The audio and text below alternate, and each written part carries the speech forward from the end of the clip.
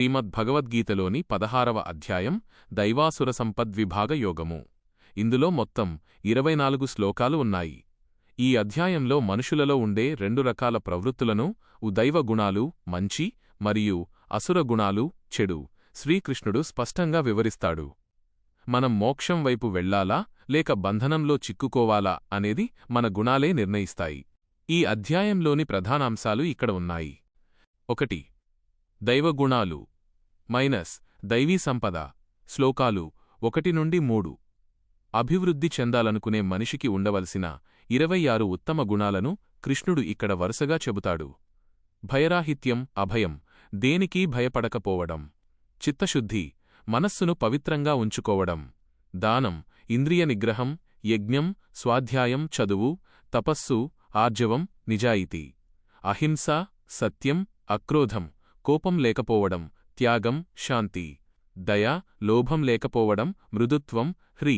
సిగ్గు తప్పు చేయడానికి జంకడం, అచాపల్యం, నిలకడ. తేజస్సు, క్షమ, ధైర్యం, శౌచం, శుభ్రత, అద్రోహం, నాతిమానిత, అతి గర్వం లేకపోవడం. 2. అసురగుణాలు ఆసురీ సంపద. శ్లోకాలు 4 నుండి 20.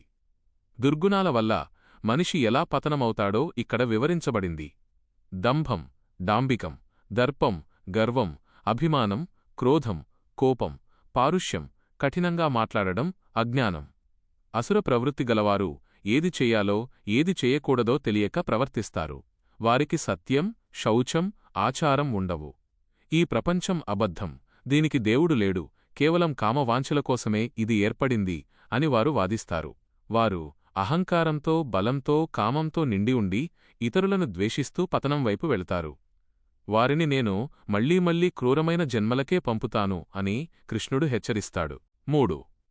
నరకానికి 3 ద్వారాలు. శ్లోకం 21. జీవితంలో మనిషిని సర్వనాశనం చేసే 3 ముఖ్యమైన శత్రువుల గురించి కృష్ణుడిక్కడ చెబుతాడు. త్రివిధం నరకస్యేదం ద్వారం నాశనమాత్మనః కామః క్రోధస్తథా లోభస్తస్మాదేతత్రయం త్యజేత్. భావం: కామము, కోరిక, క్రోధము, కోపం, లోభము, పిసినారితనం, దురాశ. ఈ 3 ఆత్మను నాశనం చేసే నరక ద్వారాలు. కాబట్టి వీటిని వెంటనే వదిలిపెట్టాలి. 4. శాస్త్ర ప్రమాణం. శ్లోకాలు 23 నుండి 24. నియమాలు లేని జీవితం గమ్యం లేని ప్రయాణం వంటిది. శాస్త్ర నియమాలను వదిలిపెట్టి తన ఇష్టానుసారం ప్రవర్తించేవాడు సుఖాన్ని కాని పరమగతిని కాని పొందలేడు. కాబట్టి ఏది చెయ్యాలో ఏది చెయ్యకూడదో నిర్ణయించుకోవడానికి నీకు శాస్త్రమే ప్రమాణం. ముగింపు. 24వ శ్లోకం. తస్మాచ్ఛాస్త్రం ప్రమాణం తే కార్యాకార్య వ్యవస్థితౌ జ్ఞాత్వా శాస్త్రవిధానోక్తం కర్మ కర్తుమిహార్హసి. భావం: కావున ఏది కర్తవ్యం ఏది అకర్తవ్యం అని నిర్ణయించడంలో నీకు శాస్త్రమే ఆధారము. శాస్త్రవిధులను తెలుసుకుని దాని ప్రకారం నీవు నీ కర్మలను నిర్వహించు. సారాంశం: మనలోని అసుర గుణాలను తుడిచిపెట్టుకుని దైవగుణాలను పెంపొందించుకోవడమే నిజమైన వ్యక్తిత్వ వికాసం అని ఈ అధ్యాయం బోధిస్తుంది. తరువాతి అధ్యాయం శ్రద్ధాత్రయ విభాగ యోగము.